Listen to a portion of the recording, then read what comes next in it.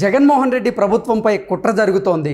సైనికులారా కదలిరండి, రానున్న ఎన్నికల్లో జగన్మోహన్ రెడ్డికి అండగా నిలబడదామంటూ జగన్ తరపున జగన్మోహన్ రెడ్డి మేనత్త విమలమ్మ రంగంలోకి దిగగా, ఇంకొక వైపు షర్మిల నుండి బ్రదర్ అనిల్ కుమార్ రంగంలోకి దిగి గత ఎన్నికల్లో క్రైస్తవుల ఓట్లతో గెలిచినటువంటి జగన్మోహన్ రెడ్డి ఇప్పుడు క్రైస్తవులను విస్మరిస్తున్నాడు అంటూ కూడా క్రైస్తవుల్ని జగన్మోహన్ రెడ్డికి దూరం చేసేటువంటి ప్రయత్నం బ్రదర్ అనిల్ కుమార్ చేస్తూ కొంతమంది పాస్టర్లతో ఆయన మీటింగ్ పెట్టిన నేపథ్యంలో అసలు తెర వెనక ఏం జరుగుతోంది, క్రైస్తవులతో రాజకీయం చేసేటువంటి ప్రయత్నం ఏమన్నా జరుగుతోందా అనే అంశాలకు సంబంధించి మనతో మాట్లాడేందుకు ప్రముఖ సీనియర్ జర్నలిస్ట్ డివిఎస్ గారు మనతో ఉన్నారు. సార్తో మాట్లాడదాం. సార్ నమస్తే. సార్ నమస్తే. సార్, జగన్మోహన్ రెడ్డి ప్రభుత్వం మీద కుట్ర జరుగుతోందని, మనందరం రానున్న ఎన్నికల్లో జగన్మోహన్ రెడ్డికి అండగా నిలబడాలని పాస్టర్లందరితో జగన్మోహన్ రెడ్డి మేనత్త ఒక మీటింగ్ పెడితే షర్మిల గారికి అండగా నిలబడేందుకు బ్రదర్ అనిల్ కుమార్ రంగంలోకి దిగి గత ఎన్నికల్లో క్రిస్టియన్ ఓట్లతో జగన్మోహన్ రెడ్డి గెలిచి ఇప్పుడు క్రిస్టియన్లనే విస్మరిస్తున్నారు అంటూ కూడా బ్రదర్ అనిల్ కుమార్ కొన్ని వ్యాఖ్యలు చేశారు. వాళ్ళతో పాస్టర్లతో కూడా ఒక మీటింగ్ పెట్టడం జరిగింది. ఏంటి సార్, క్రిస్టియన్లతో ఒక పార్టీ మీటింగు, ఇటు బ్రదర్ అనిల్ కుమార్ గారు కాంగ్రెస్ తరపున అంటే రాజకీయాలతో సంబంధం లేదని చెప్తున్నా కానీ జగన్మోహన్ రెడ్డిని విమర్శించేటువంటి ప్రయత్నం చేస్తూనే ఉన్నారు. ఏం జరుగుతుంది సార్ అసలు తెర వెనక? నాగాస్త్రం మీదకి గరుడాస్త్రం, అగ్ని అస్త్రం మీదకి వారుణాస్త్రం, అంటే షర్మిల మీదకి విమలమ్మను వదిలేడు అనమాట జగన్మోహన్ రెడ్డి. అంటే ఇప్పుడు మనం ఏంటంటే YS Vimalamma versus brother Anil. ఇప్పుడు దాకా యుద్ధం అన్న చెల్లెళ్ళ మధ్య అనుకున్నాం. ఏది యుద్ధం జగన్మోహన్ రెడ్డికి షర్మిలకి మధ్య అంటే ఇప్పుడు వాళ్ళకి కాస్త సినిమా ఎలా మారుతోంది, ఇప్పుడు ఈయన ఒక బాణం వదులుతున్నాడు, ఆమె ఒక బాణం వదులుతుందని అన్నమాట. ఏంటి సార్, క్రిస్టియన్స్ అంతా జగన్మోహన్ రెడ్డికి జగన్మోహన్ రెడ్డి పార్టీకి దూరం అవుతున్నారని వాళ్ళ కుటుంబ సభ్యులు కానీ జగన్మోహన్ రెడ్డి కానీ లేకపోతే ఆ పార్టీ నేతలు భావిస్తున్నారా? అందులో భాగంగానే విమలమ్మ గారిని తెర మీదకి తీసుకొచ్చారా అంటే ఏం చెప్తారు సార్? షర్మిల ఫీవర్తో జగన్మోహన్ రెడ్డి తాడేపల్లిలో టెంపరేచర్ 104 ఉందంట. ఏది ఎప్పుడైతే ఆమె కాంగ్రెస్ కండువా కప్పుకుందో అప్పటి నుంచి జగన్మోహన్ రెడ్డికి టెంపరేచర్ కంట్రోల్ అవ్వట్లేదంట. బాగా ఐస్తో రుద్దుతున్నా కానీ ఆయనకి టెంపరేచర్ తగ్గట్లా. ఏం చేయాలి మరి, ఏంటి అసలు పరిస్థితి? కారణం ఏంటంటే వైఫల్యాలు ఆలోచించట్లేదు, నేను ఎక్కడ ప్రజలకు దూరం అయ్యాననే పైన దృష్టి పెట్టట్లేదు, తప్పుల మీద తప్పులు చేసేసి చేతులు గాలేక ఆకులు పట్టుకుంటే ఏమొచ్చుద్ది? మీరు అన్నారు క్రిస్టియన్స్కి అసలు ఈయన 5 ఏళ్లలో ఏమన్నా చేశాడా? ఇప్పుడు ఎస్సీలకు ఏమన్నా ఈయన వల్ల వనగూడిందా? ఎస్టీలకు ఏమన్నా లాభం జరిగిందా? ఇప్పుడు వాళ్ళ యొక్క 30 పథకాలు రద్దు చేశాడు, వీళ్ళ యొక్క 17 పథకాలు రద్దు చేశాడు. ఎస్సీ ఎస్టీలయ్యే నీకు 50 స్కీములు రద్దు చేశాడు. చేసి ఇంకా కొత్త పథకాలు పెట్టానంటాడు. ఏంటంటే ఉలవలు తింటా శనగలు పెడతాడు, శనగలు తింటా ఉలవలు పెడుతున్నాడు అనమాట. అటు ఇటు మారుస్తున్నాడే తప్ప ఇతను ఏంటి సంపద ఏమి సృష్టించలేదు కదా, కొత్త సృష్టించిన సంపద ఏమి పంచిపెడతలేదు కదా, అప్పులు తెచ్చి పంచుతున్నది అనమాట.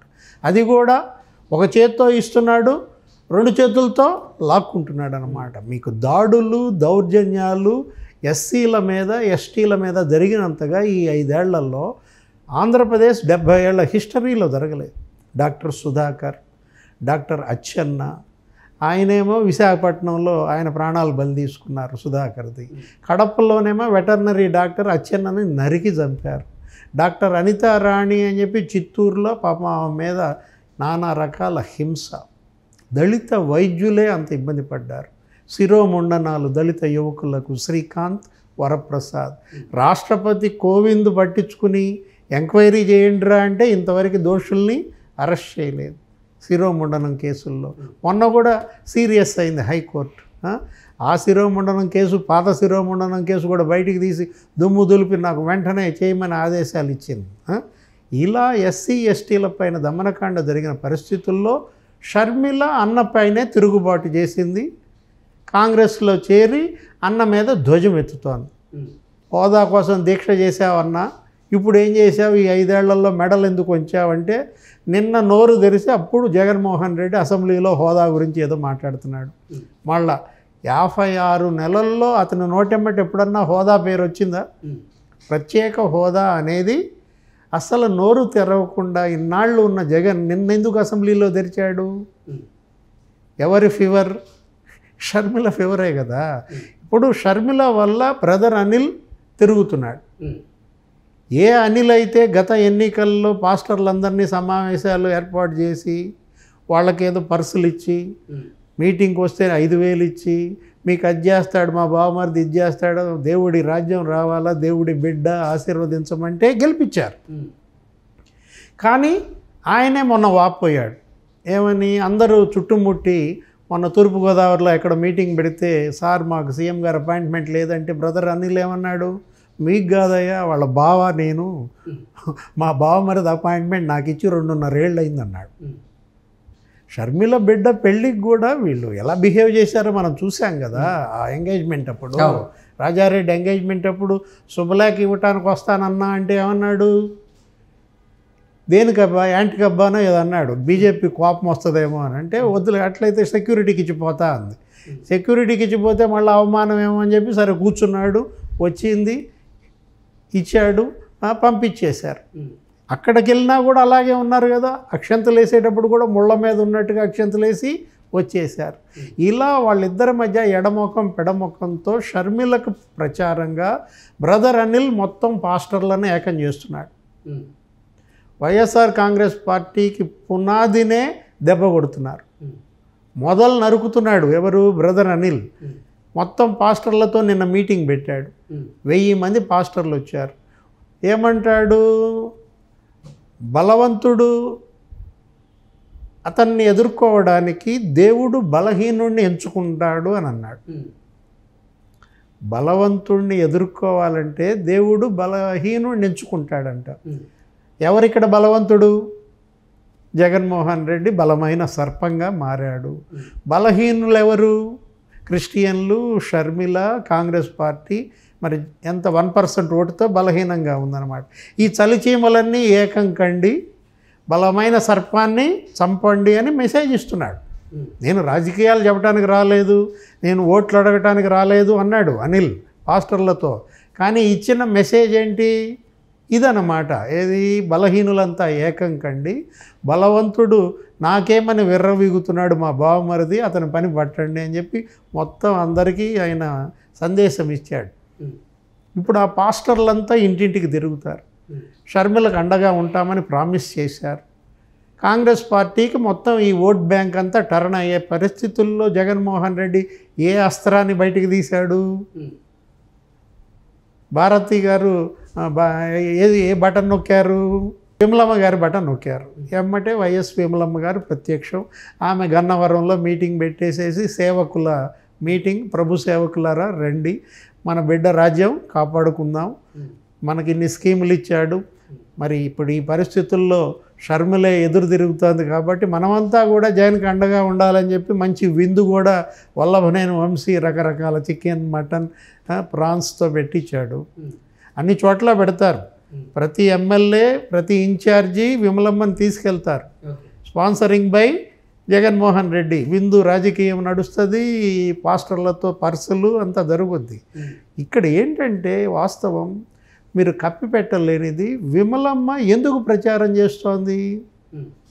విమలమ్మకు ఒక 300 కోట్ల ఆస్తుంది. ఎక్కడ? విశాఖపట్నంలో ఎండాడలో మంచి భూమి.